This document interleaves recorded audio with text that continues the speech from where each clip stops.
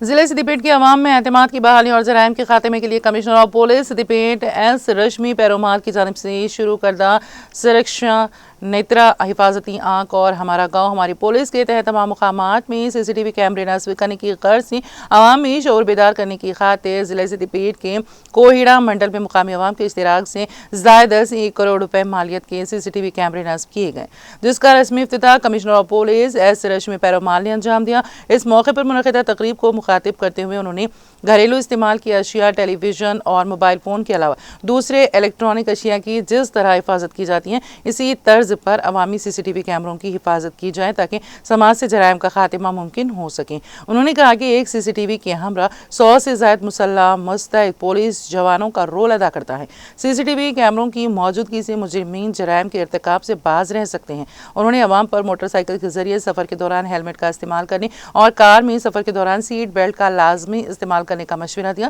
اور کہا کہ جرائم اور حادثات کو قابو میں کرنے کے لیے عوام کو محکمہ پولیس کے ساتھ ہر ممکن حسن تعاون کرنا چاہیے۔ اس موقع پر additional deputy commissioner of police